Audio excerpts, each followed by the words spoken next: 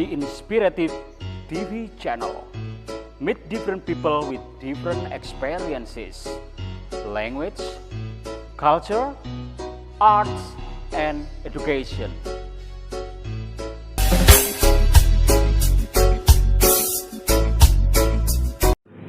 Okay, viewer, welcome back in this afternoon with Mr. Ali during 10 minute. Ya. Kali ini saya akan berikan something different, ya. Hero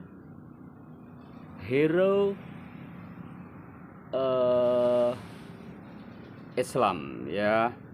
Jadi pahlawan Islam dengan judul Ibnu Batutah.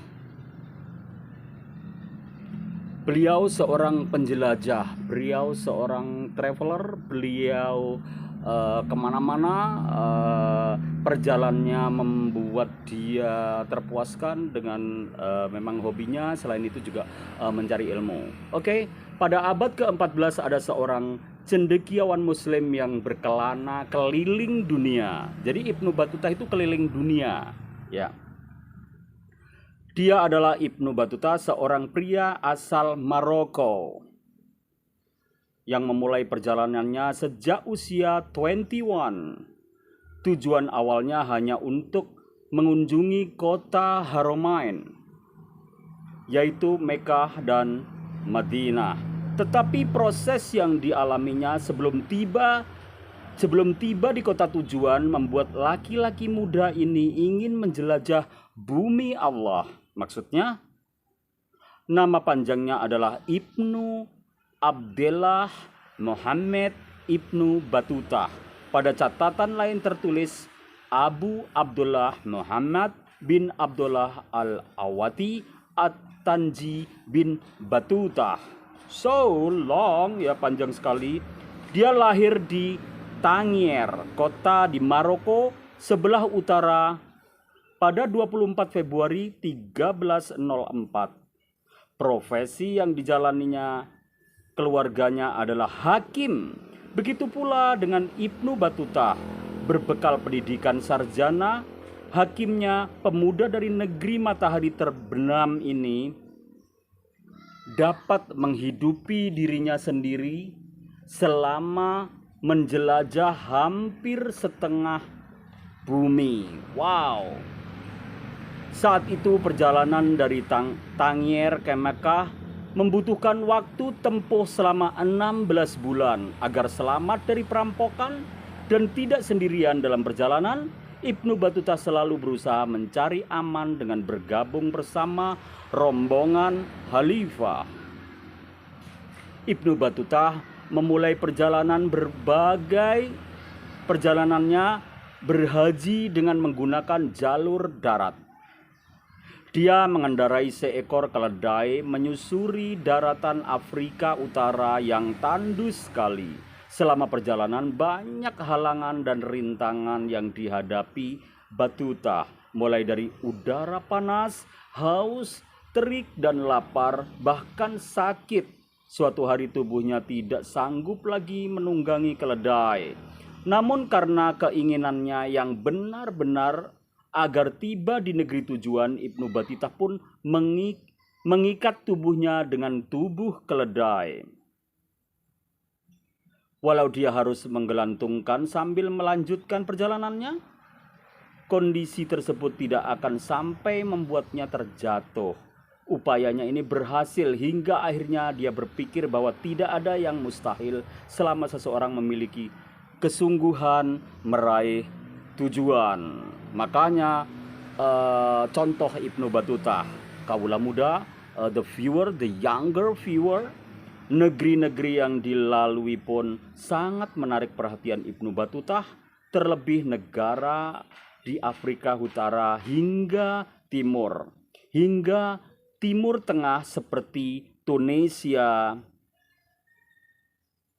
Libya, Mesir dan Sudan yang kebanyakan penduduknya adalah Muslim.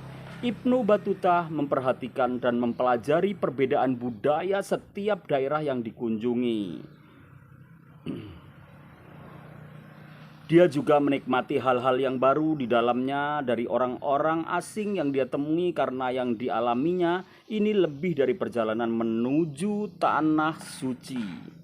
Maka setelah tertunaikan rukun Islam kelimanya, Ibnu Battuta memutuskan keliling dunia untuk mengalami sendiri keunikan negeri lain di muka bumi.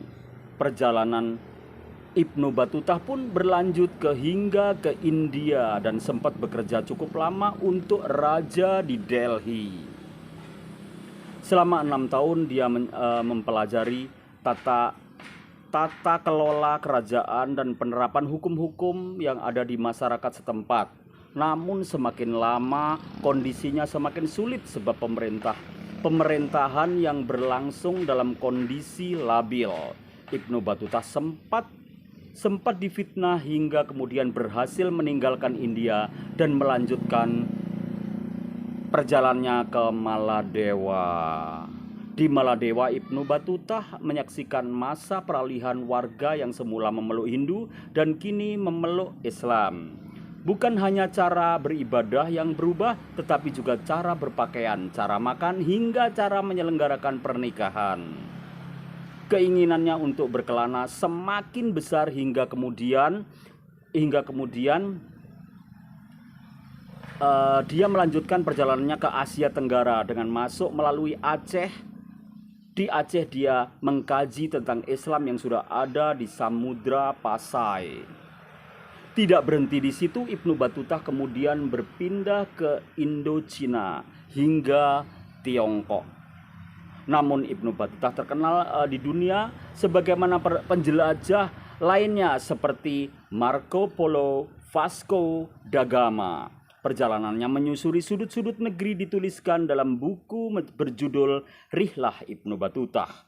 Judul aslinya adalah Nuzaf fi Garab al-Amshar wa Ajaib al-Afar, yang diterjemahkan menjadi persembahan mengenai kota-kota asing dan perjalanan yang mengagumkan. Setelah dari usia Ibnu Battuta dilaluinya dalam perjalanan, ia meninggal pada tahun 1368 di kota kelahirannya, Tangier, Maroko.